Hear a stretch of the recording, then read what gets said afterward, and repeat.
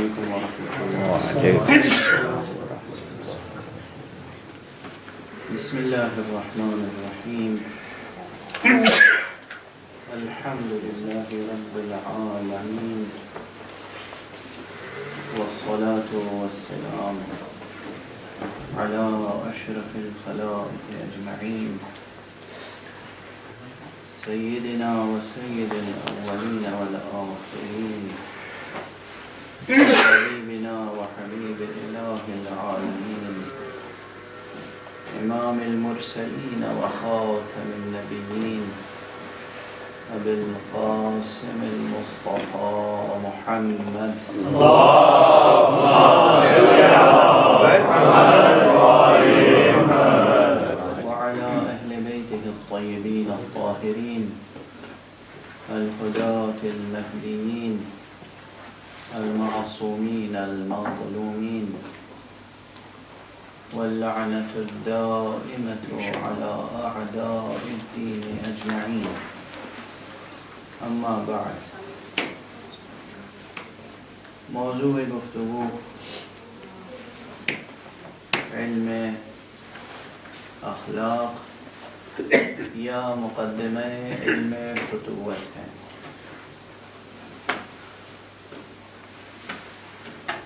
میں نے گزارش کی تھی کہ ہمارا اسلوب گفتگو اس میں یہ ہونا چاہیے کہ علمی اور تعلیمی تقاضے بھی پورے ہوتے رہیں اور عملی تقاضے بھی۔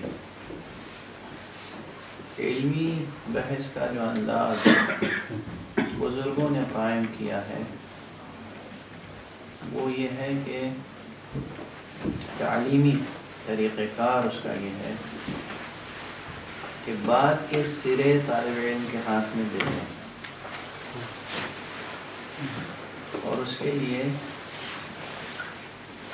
رؤوس ثمانیہ کا عنوان قائم کیا، یعنی کسی بھی علم کو شروع کرنے سے پہلے 8 باتیں اگر ذکر کر دی جائیں اور معلوم ہو جائیں تو گویا موضوع کا، علم کا ایک عمومی نقشہ سامنے آ جاتا ہے۔ اسے وہ کہتے ہیں رؤوس ثمانیہ۔ بعض حضرات نے بعد میں اس میں 2 نکات کا اور اضافہ کیا، وہ کہتے ہیں کہ 10 امور ایسے ہیں جو شروع ہی میں بیان کر دینا چاہیے، اور یہ فقیر 12 دری کا قائل ہے۔ بہت پہلے میں نے ایک موضوع پر کچھ لکھا تھا اور اس کا عنوان رکھا تھا ذہن کی 12 دری۔ انسانی ذہن بنیادی طور پر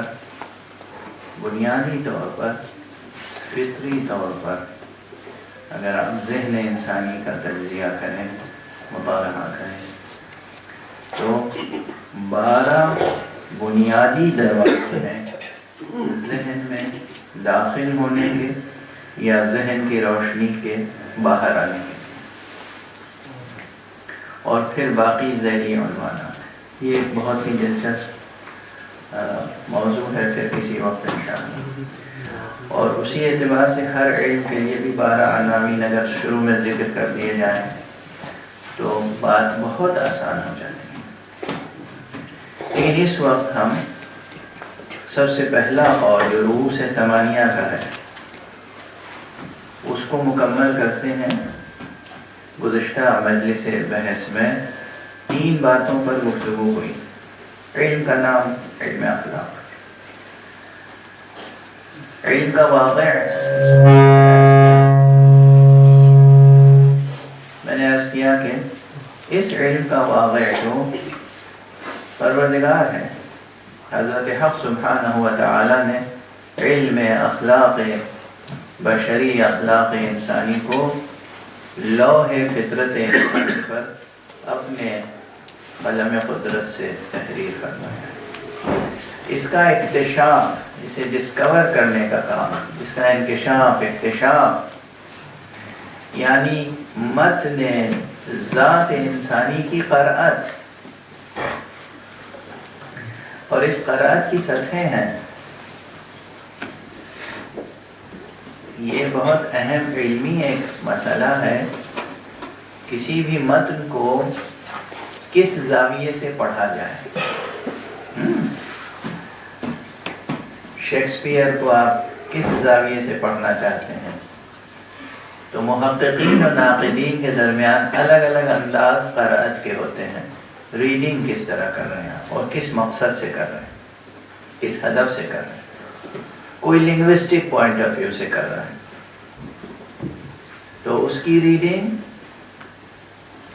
اس شخص کی ریڈنگ سے بالکل الگ ہوگی جو لسانیاتی نقطہ نظر یا لنگوسٹک پوائنٹ آف ویو سے نہیں بلکہ بلاغی نقطہ نظر سے، علم بلاغت کے نقطہ نظر سے کر رہا ہے، اور وہ صرف فیگرس آف اسپیچ اور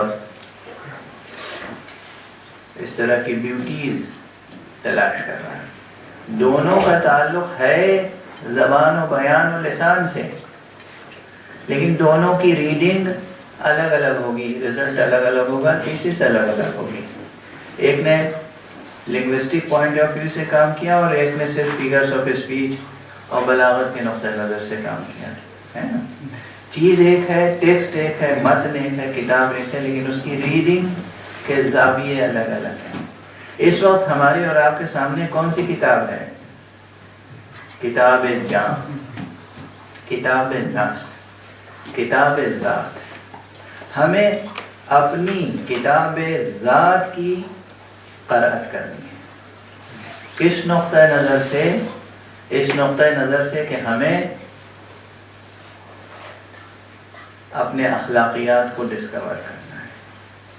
خلق، اخلاق، یہ خلق اور اخلاق کے الفاظ گزر چکے نا ہمیں سے. اچھا، تو یہ واضح رہے کہ یہ کتاب تصنیف کس نے کی ہے؟ یہ کتاب کس کی تصنیف ہے؟ یہ آپ کا وجود حضرت حق سبحانہ و تعالی اللہ کی تصنیف ہے. اس تصنیف میں، اس کتاب مبین میں، یہ جس کا نام انسان ہے، ہاں، جسے مولا امیر المومنین علی ابن ابی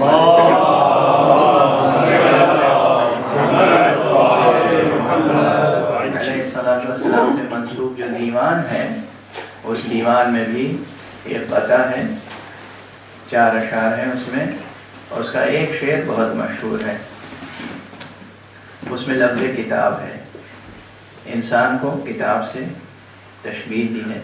فرمایا ہے أتزعم أنك جرم صغير وفيك انطوى العالم الأكبر وأنت الكتاب المبين الذي بأحرفه يظهر المضمر.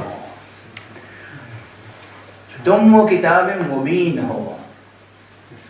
آپ سمجھ رہے تھے کہ یہ میری خطیبانہ مبالغہ آمیزی ہے، تو میں نے کہا کتاب مبین. امیر المومنین علی بن ابی طالب علیہ السلام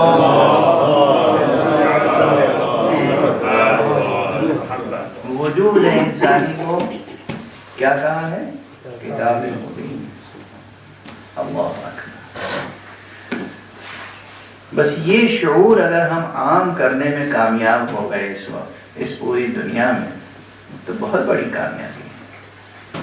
یہ بات میں ادھر ایک عرصے سے بار بار عرض کر رہا ہوں، انسان ہر چیز سے باخبر ہے بجز اپنی ذات.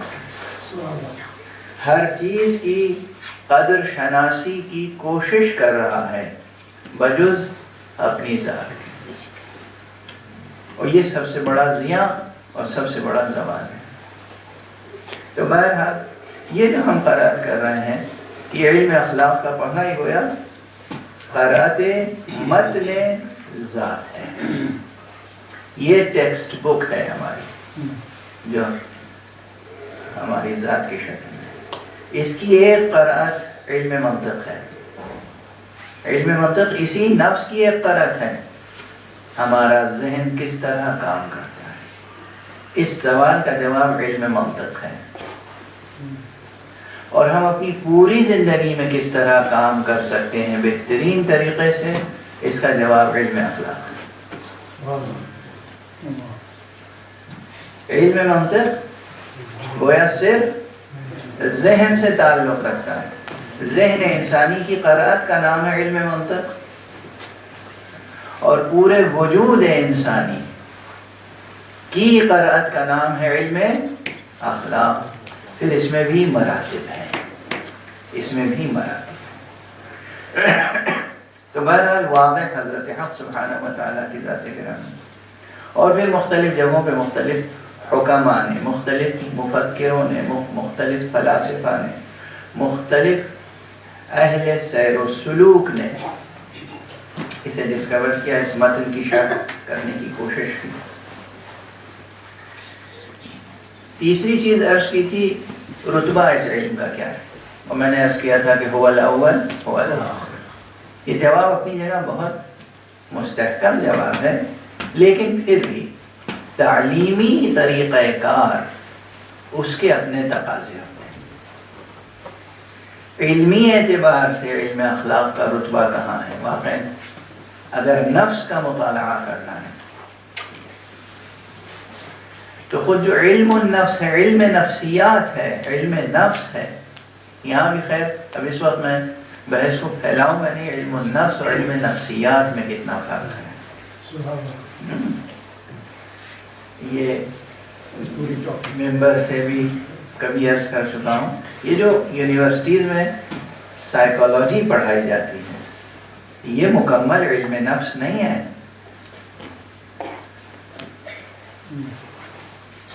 اور اس میں زیادہ تر نفس انسانی کی بیماریوں اور کمزوریوں کو ڈسکس کیا جاتا ہے۔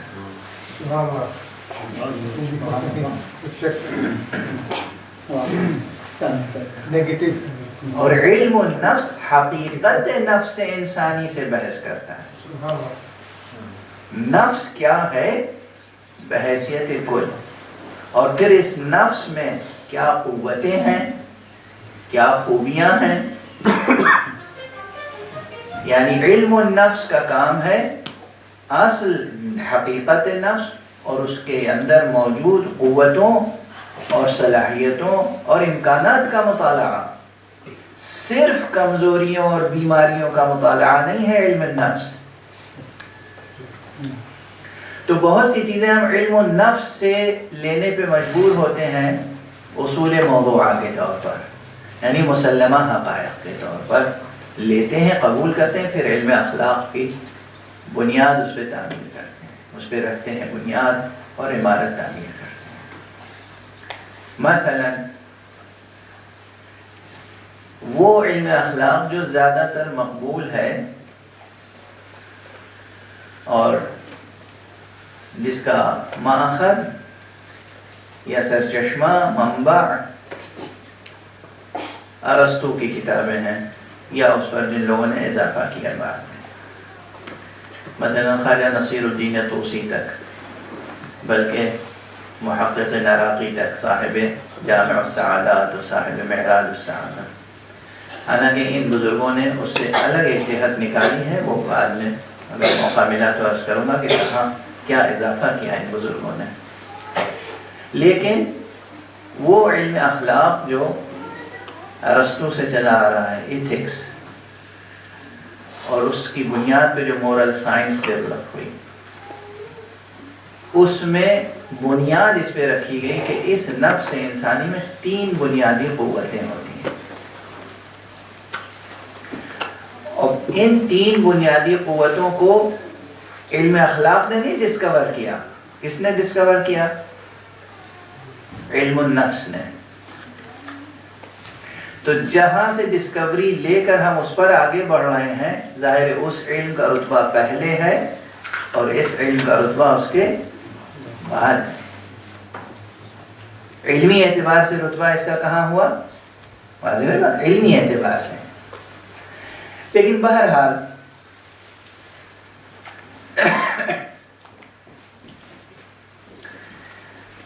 علمی اعتبار سے جو لوگ تحقیق کرتے ہیں ان کا اپنا ایک مقام ہے۔ ایک عام انسان کے لیے علم اخلاق کہاں سے شروع کریں؟ وہ جواب وہی ہے، هو الاول والآخر۔ اب اگر هو الاول هو الآخر ہی سب کچھ ہے تو علمی کنجکاوی، علمی تحقیق، علمی جستجو، علمی ژرفکاری، علمی غوطہ زنی، اس کی ضرورت ہے؟ اس کی ضرورت ہے. یہ خود ایک بہت بنیادی مسئلہ ہے، اس کی طرف متوجہ رہیں آپ کا.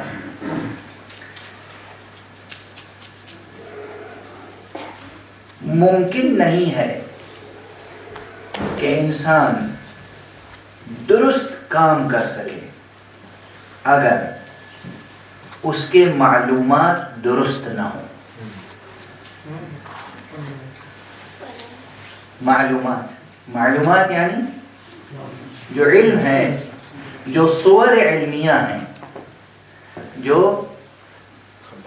معلومات ہیں، صور علمیہ ہیں، جو علمی صورتیں ہیں ذہن میں، اگر وہ درست نہیں ہیں تو عمل درست ہو ہی نہیں سکتا. قطع نظر دینی متون کے فطرت میں ڈوب کر آپ غور کریں گے تو اسی نتیجے تک پہنچیں گے، آزادانہ فکر کے نتیجے میں، کہ اگر علم ہے آپ کے پاس اور صحیح علم ہے، مکمل علم ہے، تو آپ کا عمل بھی درست ہوگا. اور اگر علم درست نہیں ہے تو عمل بھی درست نہیں ہوگا. اسی لیے دینی متون میں کیا کہا گیا؟ یہ جو ہر جگہ ایمان کا ذکر عمل صالح سے پہلے ہے، اس کا راز ہے ایمان کے معنی ہے علم کا صحیح ہونا اور اس علم میں صحیح کی تصدیق کرنا. جب یہ کیفیت ہو، ذہن میں صور علمیہ صاف ہوں، علم شک سے خالی ہو، علم تصدیق کی منزل پر ہو، یعنی انسان کے اندر یقین ہو، اس کے بعد عمل صالح وجود میں آ سکتا ہے. اس کے بغیر عمل صالح وجود میں نہیں آ سکتا. اس لیے ضروری ہے کہ ہم سب علمی کنجکاوی بھی کرتے رہیں، علم اخلاق بھی سیکھیں، علم اخلاق بھی پڑھیں، اور عملی طور پر اخلاقی اقدار کو برتنے کی بھی کوشش کریں. صرف مشہور اخلاقی عادات و آداب و رسوم کو اختیار کر لینا کافی نہیں ہے، یہ کافی نہیں ہوگا جب تک کہ علم بھی نہ ہو. تو اس اعتبار سے علمی گفتگو بھی ضروری ہے. اس مسئلے کو یہیں روک کر دو اور چیزیں عرض کر دوں، یعنی فہرست تو آج مکمل ہی ہو جائے. نام، واضح، مرتبہ، غرض و غایت اور فائدہ، یہ دو چیزیں. اور غرض و غایت، وعلیکم السلام، یہ دو چیزیں الگ الگ ہیں. غرض و غایت الگ ہے، فائدہ الگ ہے. اب اس کو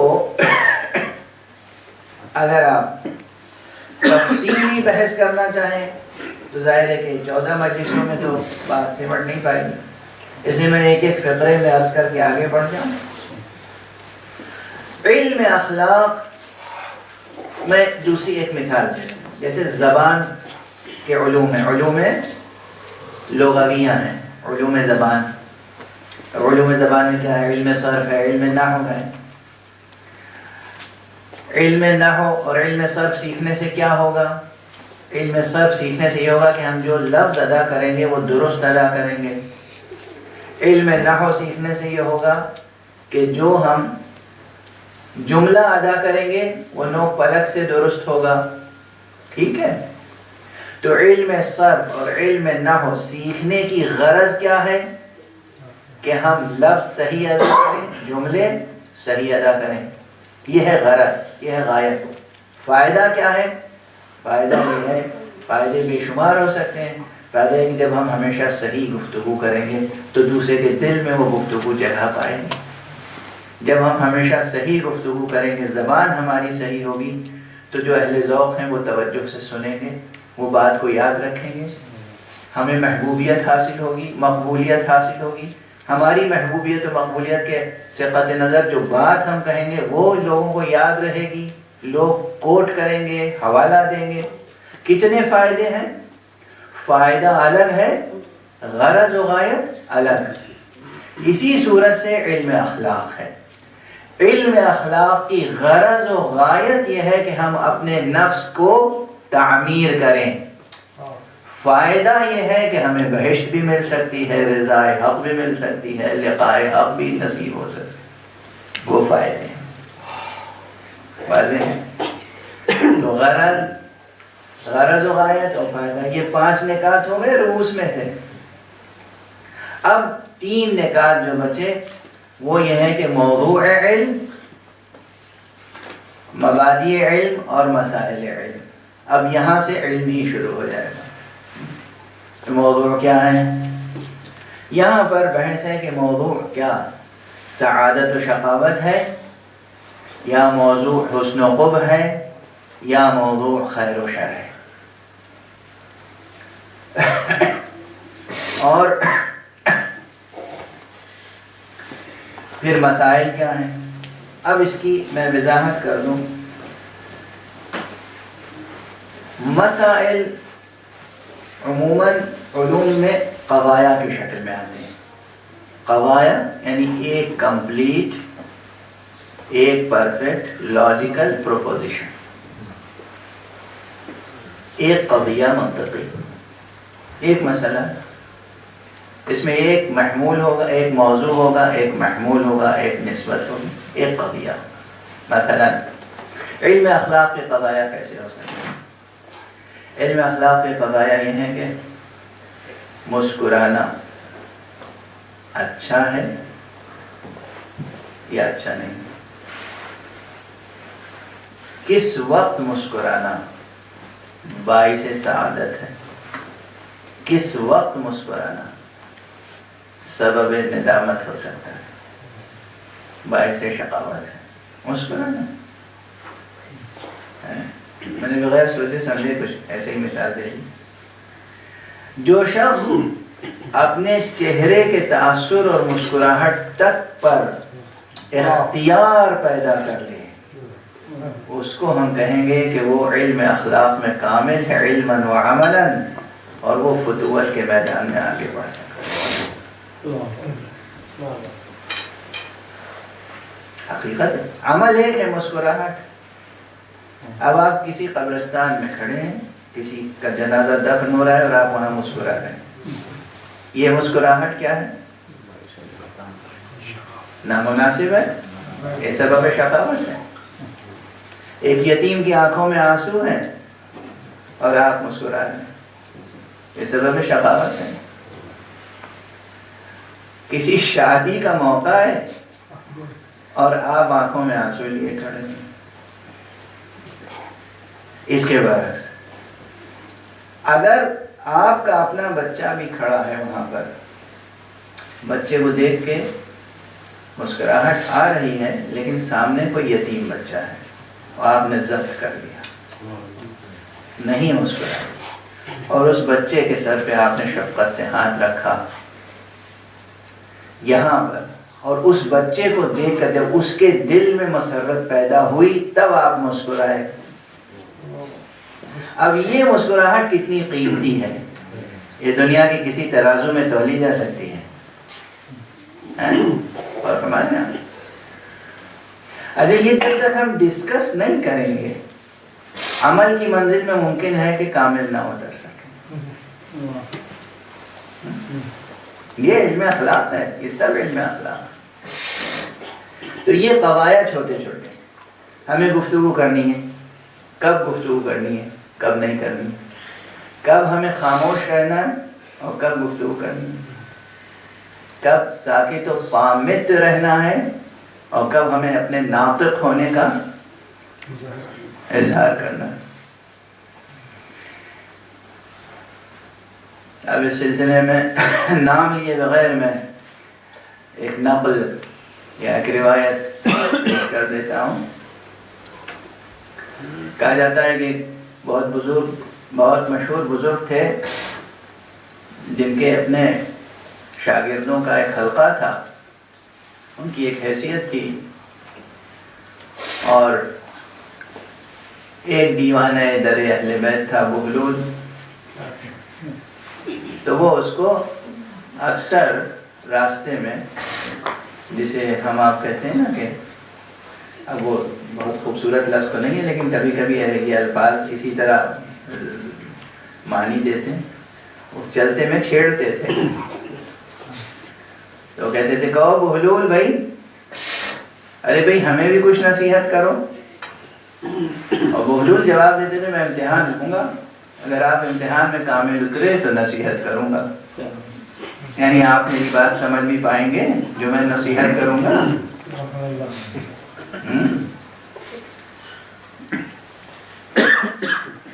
بہرحال یہ بار بار مکرر ہوا واقعہ، تو ایک مرتبہ ان کا بھائی اچھا ٹھیک ہے امتحان لو، 3 سوال کروں گا، ان تینوں سوالات کے جوابات اگر آپ نے صحیح دیے تو پھر میں آگے نصیحت کروں گا۔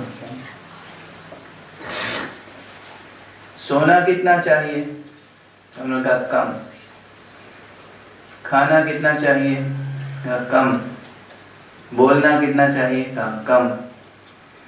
کہا آپ کو نہ بولنے کی تمیز ہے، نہ کھانے کی، نہ سونے کی، آپ گویا ناکام ہو گئے، اس امتحان میں فیل ہو گئے، آپ کو میں کیا نصیحت کروں؟ ان کا یہ کیا مشکل ہے، یہ کیا مشکل ہے؟ خیر وہ کہتے ہیں کہ بات آگے بڑھی اور دربار تک پہنچی، اور دربار میں انہیں طلب کیا گیا، انہوں نے کہا بھائی تم نے توہین کی ہے ان کی، انہوں نے اتنا عمدہ جواب دیا۔ اب دیکھیے نا عام طور پر جو اخلاق اخلاق اخلاق، یعنی کم بولا کرو میاں، یہی جواب تھوڑی ہے کم بولا کرو، کم سویا کرو، کم کھایا کرو، نہیں۔ اب ان سے پوچھا بھائی تم بتاؤ صحیح جواب کیا ہے، تو انہوں نے کہا کہ کم بولنا یہ مکمل جواب نہیں ہے، اس لیے کہ فرض کیجیے بولنا ہے جھوٹ، حرف باطل، کم صحیح، ایک حرف صحیح، بولنا جائز ہے؟ نہیں جائز ہے۔ تو جواب یہ کہ حق بولو چاہے جتنا بولو،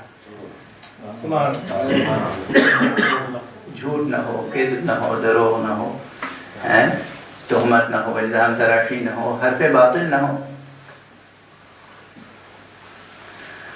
کھانا فرض کیجیے نعوذ باللہ اجرکم اللہ مثلا نجس ہے کوئی چیز، حرام ہے کوئی چیز، کم، ایک سوئی کی نوک کے برابر بھی جائز ہے نہیں، تو کم کا جواب، کم کھانا یہ جواب نہیں ہے۔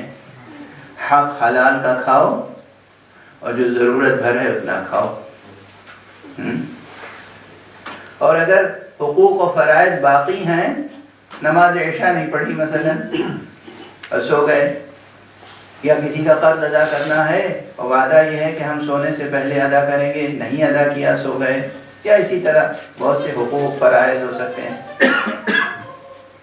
تو کہا یہ کم سونا جواب نہیں ہے، فرائض ادا کر لو پھر اطمینان سے سو۔ تو یہ ایک مثال ہے کہ قضایا کیسے تشکیل پاتے ہیں، قضیہ کسے کہتے ہیں، مسئلہ کسے کہتے ہیں۔ جب ہم کہتے ہیں اس علم کے مسائل کیا ہیں، تو اس علم کے مسائل میں یہی ہے بات کرنا کب سبب سعادت ہے، کب کتنی بات کرنا سبب سعادت ہے، کب کتنا کھانا سبب سعادت ہے، کب کتنا سونا سبب سعادت ہے، کہاں مسکرانا سبب سعادت ہے، کہاں گریا سبب سعادت ہے، اور تمہارے یہاں یہ مسائل ہیں اس علم کے۔ لیکن یہ مسائل، یہ جو افعال صادر ہوتے ہیں، لفظ خلق کی تحقیق میں علماء نے یہی کہا ہے کہ خلق کہتے ہیں اس ملکہ نفس کو، یعنی نفس کے اندر راسخ اس کیفیت کو جو باعث ہوتا ہے کسی فعل کے وجود میں آنے کا۔ اب آپ اس کو یوں سمجھیں کہ ایک شخص ہے جو واقعاً مہذب ہے، پاک فطرت ہے اور وہ کسی موقع پر جہاں مسکرانے کی جگہ ہے مسکرا رہا ہے، اور ایک شخص ہے جو اس کی مسکراہٹ کو دیکھ کر مصنوعی مسکراہٹ مسکرا رہا ہے۔ دونوں مسکراہٹوں میں فرق ہوگا یا نہیں؟ بالکل ہوگا۔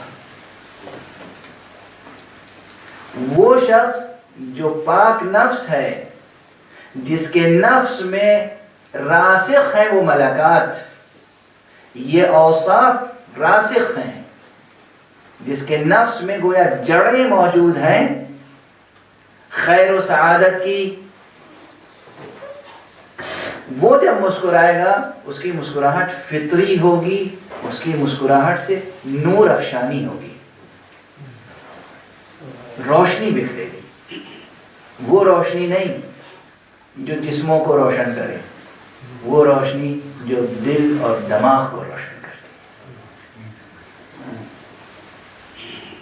لیکن اگر نفس میں راسخ نہیں ہے تو مصنوعی مسکراہٹ کبھی مسکرانے والے کا خود چہرہ بگاڑ دیتی ہے۔ بات سمجھ رہے ہیں؟ یہ مسائل ہیں کہ کس وقت ہمیں کیا عمل انجام دینا ہے، اس پہ محمول ہے کیا سبب سعادت ہے، کیا سبب سعادت نہیں ہے۔ فقہ کا دائرہ کیا ہے؟ افعال، کیا حلال ہے کیا حرام۔ اخلاق کا مسئلہ کیا ہے؟ کیا سبب سعادت ہے کیا سبب سعادت نہیں ہے۔ یہ مسائل ہے۔ اب یہاں پر ایک بات بنیادی طور پہ عرض کر دوں کہ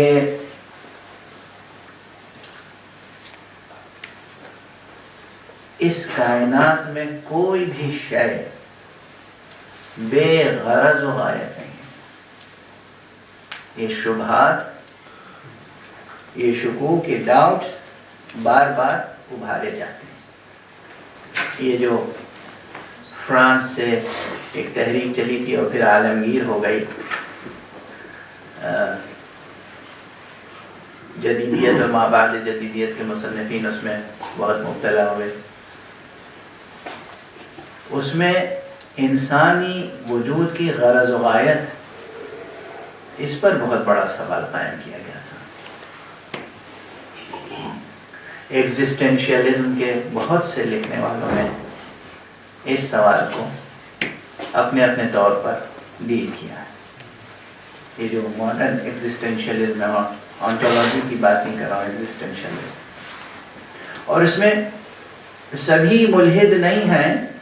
ایگزسٹینشیلزم کے خود بہت سے چہرے ہیں، اس میں بہت سے لوگ ہیں جو بلیورز بھی ہیں اور بہت سے وہ لوگ ہیں جو بلیورز نہیں ہیں، لیکن بہرحال اس میں وجود انسانی کی غرض و غایت اس پر بحث ہوئی۔ لیکن ہم یہ عرض کریں گے سب سے پہلے کہ آپ کائنات کی ہر شے کو دیکھیں، کوئی شے اس کائنات میں آپ کو ایسی ملتی ہے جس کی کوئی غرض و غایت نہ ہو؟ ممکن نہیں۔ اسی لیے اس کائنات کو کہتے ہیں یہ نظام احسن کرتا ہے۔ جو ڈیزائن ہے وہ کسی عالم اور حکیم نے یہ ڈیزائن بنایا۔ ہر شے حشرات الارض سے لے کر اور ستاروں و سیاروں تک ہر چیز غرض رکھتی ہے، غایت رکھتی ہے، افادیت رکھتی ہے، ایک حکمت ہے اس کے پیچھے۔ اور اسی طرح خود انسان اور انسانی وجود کے اندر ہر شے، سر کے بالوں سے لے کر اور ہاتھ پاؤں کی انگلیوں کے ناخنوں تک جو آپ ہر ہفتے قطر کے پھینک دیتے ہیں، وہ اگر قطر نہ ہی تھا تو ناخن دیے ہی کیوں خط نے؟ آپ میں سے کوئی اس سوال پہ ٹھہرے گا؟ میرا خیال ہے نہیں، اس لیے کہ یہ بدیہیات میں سے آپ اس کی افادیت سے واقف ہیں۔ ہر شے غرض و غایت رکھتی ہے، افادیت رکھتی ہے، حکمت رکھتی ہے اس پورے وجود میں۔ جب اس پورے وجود کی ایک ایک جزئیات، ایک ایک شے، ایک ایک ریزہ، ایک ایک ریشہ اپنی اپنی جگہ پر غرض، غایت، حکمت، افادیت رکھتا ہے، تو یہ کیسے ممکن ہے کہ اس پورے کل کی کوئی غرض و غایت نہ ہو؟ ممکن ہے؟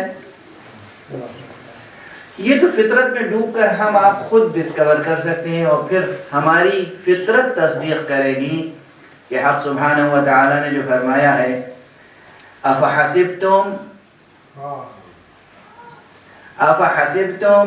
انما خلقناکم عبثا، کیا تم نے یہ گمان کر رکھا ہے کہ ہم نے تمہیں عبث خلق کیا ہے؟ لیکن یہاں کون سا لفظ آیا؟ عبث۔ میں نے گزشتہ مجلس میں عرض کیا تھا کہ علم کی بنیاد پر جو عمل ہوگا وہی عمل کہلائے گا، ورنہ عبث کہلائے گا۔ عمل اور عبث میں فرق۔ افحسبتم انما خلقناکم عبثا، کیا تم نے یہ سمجھ رکھا ہے کہ ہم نے تمہیں عبث خلق کیا ہے؟ یہ صدائے وحی جو ہے یہ آپ کے متن فطرت میں موجود عبارت کی ترجمانی ہے۔ آپ خود اپنے ذہن کو اور اپنے قلب کو پڑھیں، قرأت کریں، دیکھیں۔ اور سب سے بڑی بات، ایک پہلو یہ بھی ہے، سب سے بڑا پہلو نہ صحیح، خود آپ اپنی ذات میں ڈوبیں۔ یہ جو جستجو ہے غرض کی، یہ دلیل ہے کہ کوئی نہ کوئی غرض پوشیدہ ضرور ہے۔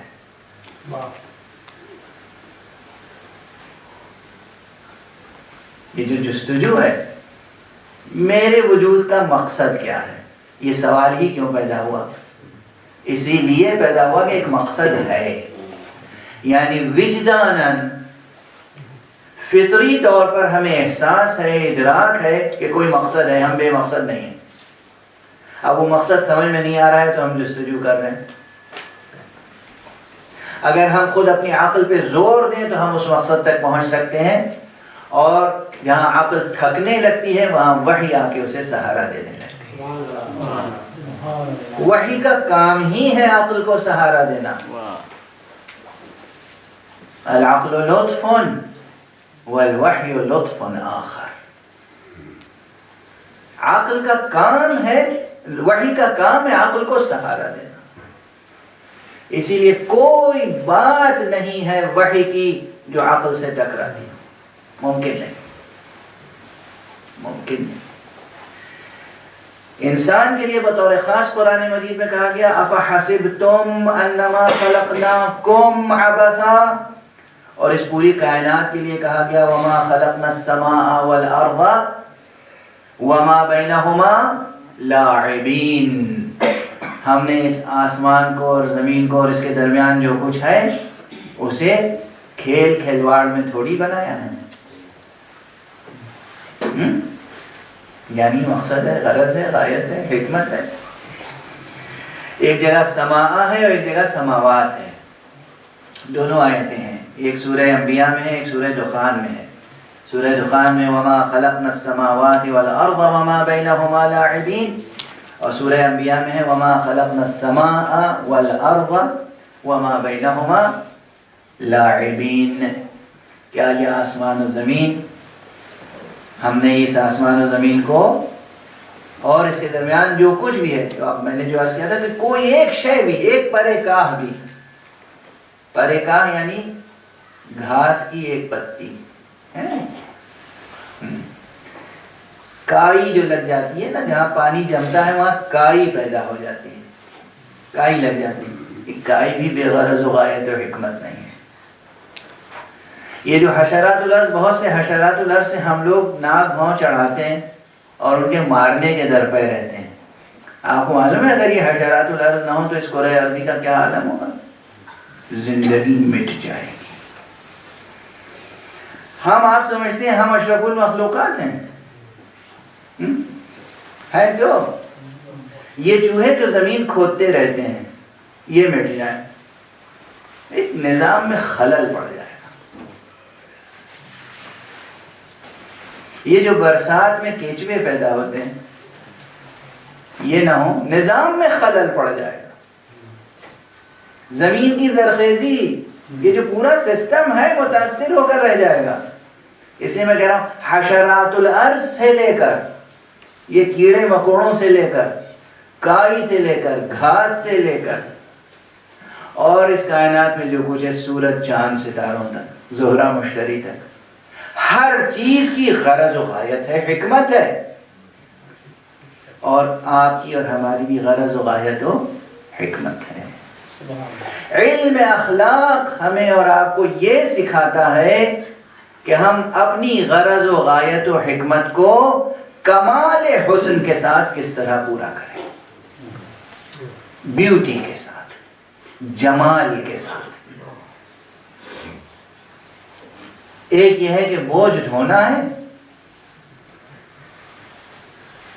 پسینہ بہہ رہا ہے اور چہرے پر جو ہے وہ تھکن کے آثار ہیں اور بوجھ ڈھو رہا ہے، اور ایک یہ ہے کہ نہیں، ایک نشاط کی کیفیت ہے، چہرے پر پسینہ آ رہا ہے فطری طور پر، لیکن چہرے پہ ایک ایسی نورانیت ہے کہ وہ ہر قطرہ اپنی جگہ موتی بنا ہوا نظر آ رہا ہے، ایک نشاط کی کیفیت ہے، اور اس بار زندگی کو لے کر آگے بڑھتے چلے جا رہے ہیں شجاعت کے ساتھ۔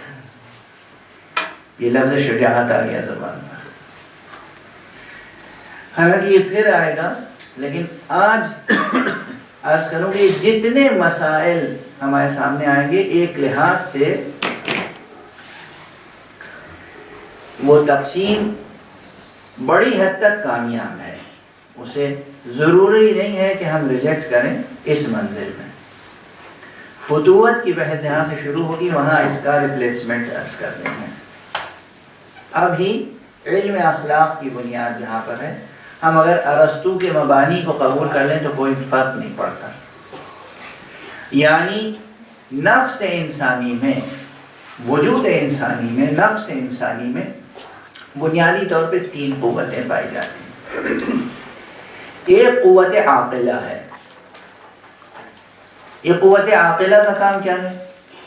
ہر چیز کی معرفت حاصل کرنا، اور یہ فطری ہے۔ لیکن آپ مطالعہ کریں، بچہ انسان کا جب پیدا ہوتا ہے اور ذرا جہاں اسے بولنا آیا، وہ ایک سوال بار بار کرتا ہے ماں باپ سے، ہر چیز کے بارے میں پوچھتا ہے یہ کیا ہے، یہ کیا ہے، یہ کیا ہے۔ پہلے وہ یہ نہیں پوچھتا یہ کیوں ہے، عقل کی ترقی کے مدارج ہیں۔ گود کا بچہ یہ نہیں پوچھتا یہ کیوں ہے، گود کا بچہ پوچھتا ہے یہ کیا ہے۔ واضح ہے، یہ قوت عاقلہ کا آغاز ہے، یہ کیا ہے، ہر چیز جو اس کے ہاتھ میں آئے گا یہ کیا ہے۔ تو معرفت حاصل کرنا، ہر چیز کی حقیقت کو دریافت کرنا، یہ فطرت انسانی میں ہے، یہ ایک مستقل قوت ہے۔ دوسری قوت کیا ہے؟ پیدا ہونے والا بچہ پیدا ہوتے ہی کیا طلب کرتا ہے؟ غذا۔ کس لیے؟ وہ شے طلب کرتا ہے جس کے سبب سے اس کا وجود باقی رہے گا۔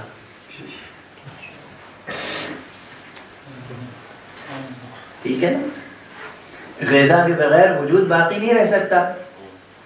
تو فطرت میں ہے اس چیز کی طلب، ضرورت انسانی، جسم انسانی، یا میں اس میں جسم و نفس دونوں کو شامل کر کے بھی کہوں، ہم اپنی ضرورت کی چیزوں کی جو طلب رکھتے ہیں، اسی کا نام قوت شہوانیہ ہے۔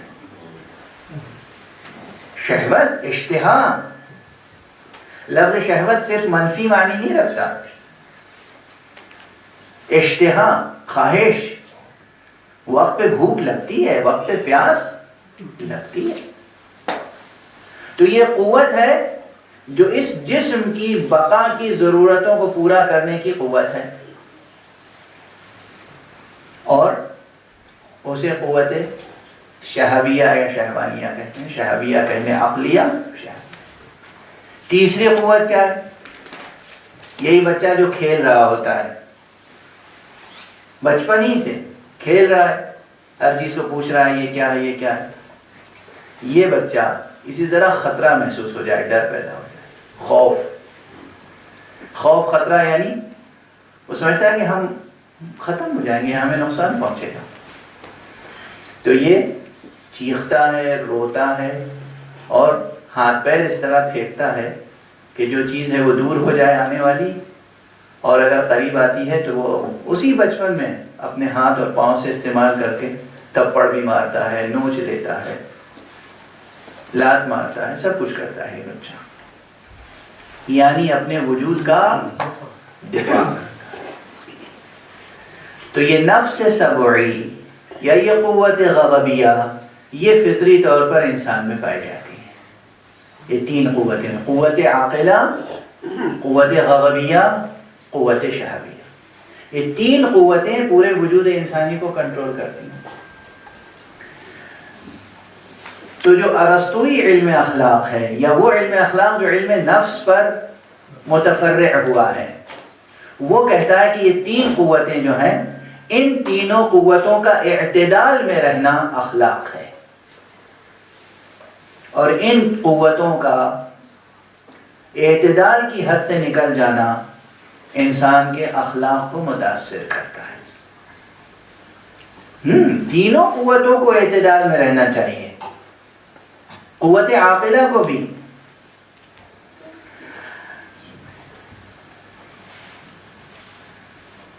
اب اس نے اصطلاحیں وضع کی ہیں اور وہ اصطلاحیں رائج ہیں۔ لا مشاحۃ فی الاصطلاح، کہتے ہیں کہ اصطلاح میں، اصطلاح سازی میں، ٹرمینالوجی میں کسی اختلاف کی اور کسی تکرار کی ضرورت نہیں ہے۔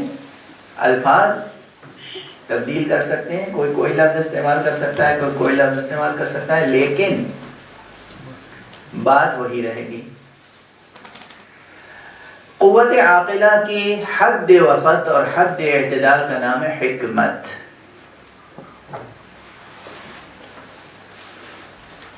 اور قوت شہویہ کی حد اعتدال یا حد وسط کا نام ہے عفت، اور قوت غضبیہ کی حد وسط یا حد اعتدال کا نام ہے شجاعت۔ یعنی انسان میں حکمت بھی ہونی چاہیے، انسان میں عفت بھی ہونی چاہیے، انسان میں شجاعت بھی ہونی چاہیے، اور پھر وہ کہتا ہے کہ ان تینوں کا ایک خاص توازن اور حد اعتدال پر رہنے کا نام ہے عدالت۔ یعنی عدالت یہ ہے کہ انسان میں حکمت بھی ہو، شجاعت بھی ہو، عفت بھی ہو، اور یہ تینوں چیزیں ایک خاص حد اعتدال و حد وسط اور ایک خاص توازن کے ساتھ ہوں۔ یہ گویا اس اتنی گزارش میں خلاصہ علم اخلاق آ گیا، جو علم اخلاق کا وہ حصہ جو تہذیب نفس سے تعلق رکھتا ہے۔ تہذیب نفس، یہ جو پرانا علم اخلاق کا نصاب ہے، اس میں علم اخلاق کو تین حصوں میں بانٹا گیا ہے۔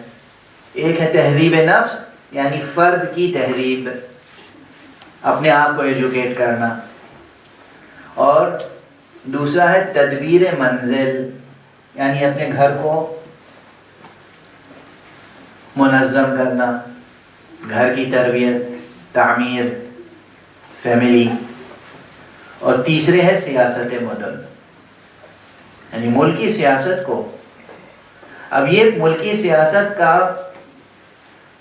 تعلق حکماء نے، فلاسفہ نے، عرفاء نے علم اخلاق سے رکھا تھا، اور ہم جس دور میں زندگی بسر کر رہے ہیں اس میں سیاست نام ہے ہر طرح کی بد اخلاقی کا۔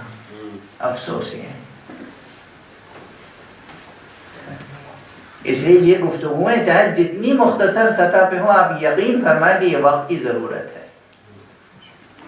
یہ اس وقت کی ضرورت ہے۔ اہل دنیا کی بد اخلاقیوں کا نمایاں ترین نمونہ مثلا ڈونلڈ ٹرمپ صاحب ہیں،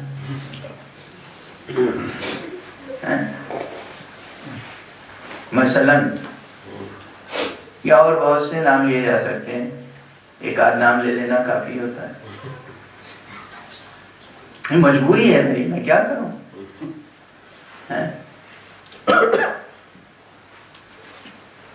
کہ جنوں کا نام قدرت رکھ دیا، قدرت کا جنوں جو چاہے آپ کا حسن کرشمہ سازا۔ اس وقت پوری دنیا میں اس پیغام کی ضرورت ہے کہ انسان بن جائے، انسان اپنی قدر و قیمت کو سمجھے، انسان اپنے متن ذات کو پڑھے اور اس کی وہ قرأت کرے جو اسے علم اخلاق تک لے جائے، اس کے خلق و خلق کو سنبھال کر رکھے اور زندگی کو پورے حسن، پورے جمال اور پورے کمال کے ساتھ بسر کرنے کی فرصت مہیا ہو سکے۔ میرا خیال ہے آج اتنی گفتگو کافی ہے۔ اب اس کے بعد جو سوالات آپ حضرات کریں گے اس سوال و جواب کے ذمن میں کچھ بات اور آگے بڑھیں گی۔ وآخر دعوانا ان الحمد للہ رب العالمین وصلی اللہ علی محمد و اہل بیتہ الطیبین الطاہرین۔